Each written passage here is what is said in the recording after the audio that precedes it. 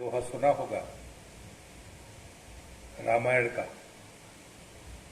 बिनय न मानत जलधि जड़, गए 3 दिन बीत, बोले राम सकोप तब, भय बिन होय न प्रीत।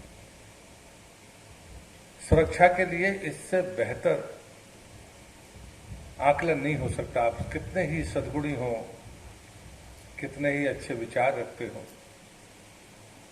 लेकिन जो अहंकार होता है, जो सत्ता का, सामर्थ्य का, उसके लिए अगर किसी चीज की जरूरत है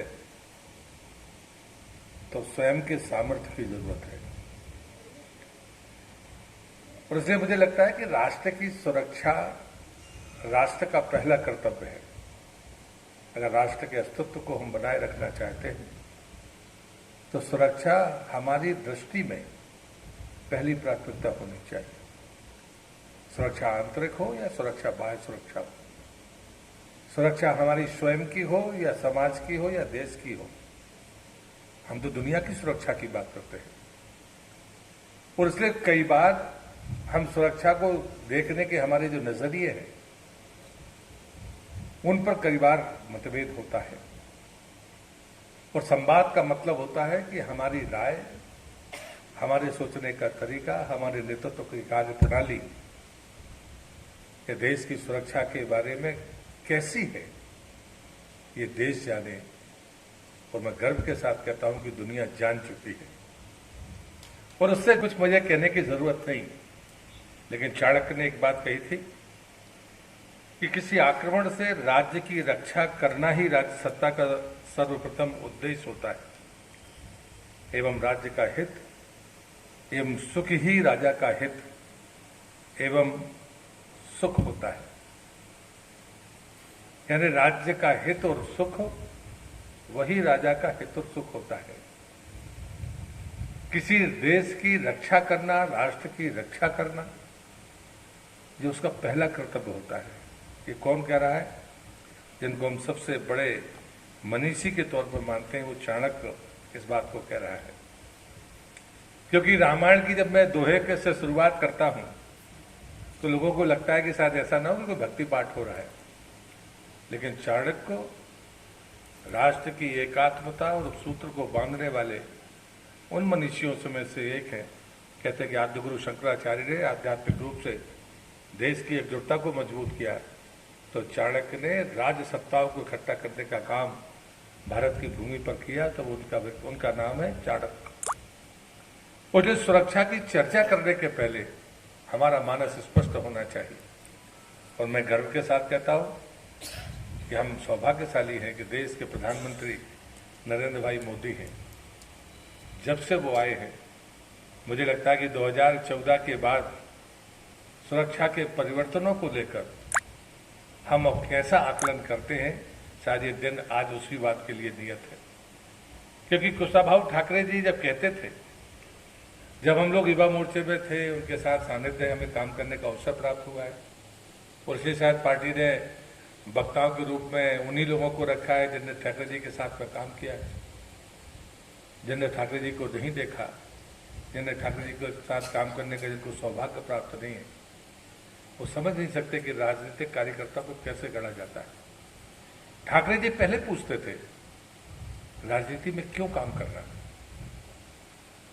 राजनीति में कैसे काम करना, किसके लिए काम करना, किस योजना से काम करना।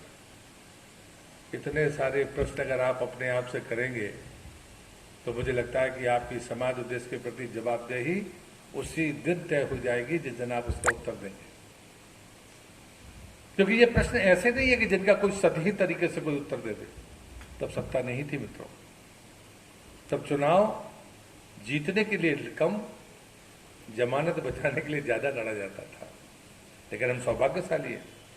हम लोग जब युवा मोर्चे में थे तो हम लोग कल्पना नहीं करते थे। आप कभी शिवराज जी से या हमारे जितने भी पूरे जो टीम उनके नेतृत्व में काम करते थे, कभी पूछिए।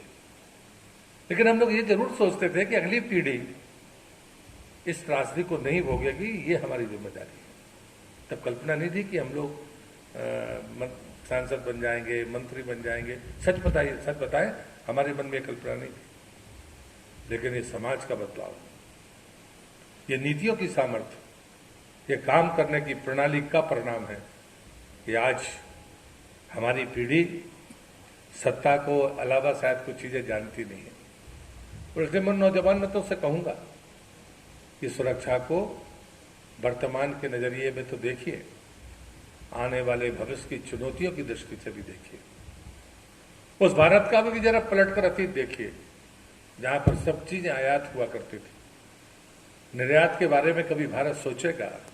निर्यात कर सकता, इसकी कोई कल्पना नहीं करता। लेकिन देश के प्रधानमंत्री ने 2014 में शपथ ली और 2014 में भी उन्होंने कहा कि नहीं, हमें कुछ करना होगा। और उसके बाद में उन्होंने जो शुरुआत की, वो शुरुआत आज हमारी राष्ट्रीय सुरक्षा नीति का मेरुदंड है। उन्होंने 2016 में कहा कि क्या हमको अपनी नीति बदलनी नहीं चाहिए, उस नीति में आत्मनिर्भरता जैसे शब्दों को नहीं होना चाहिए। उन्होंने कहा कि यदि हमें कहीं से भी आयात कोई चीज करनी होती है तो उस आयात के तरीके को कब तक हम करते रहेंगे? क्या हम निर्यात का सामर्थ्य नहीं रखते? हमारे इनोवेशंस हम दुनिया को देते हैं, हमारे सॉफ्टवेयर इंजीनियर, हमारे हार्डवेयर इंजीनियर, हमारे साइंटिस्ट अमेरिका में जाकर रक्षा के तमाम अनुसंधानों के साथ जुड़े हुए हैं। ये भारत की धरती पर क्यों नहीं हो सकता? जब भारत का कोई नौजवान उन ताकतवर देशों में जाकर अनुसंधान का काम करता है तो भारत की धरती पर क्यों नहीं हो सकता?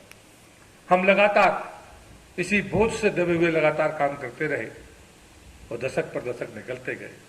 प्रधानमंत्री ने तब कहा था कि देश की आजादी के 75 वर्ष जब होंगे, ये अमृत महोत्सव का वर्ष है। 15 अगस्त 2022 को 75 साल पूरे हो जाएंगे देश की आजादी के। उनके देश कैसे होगा?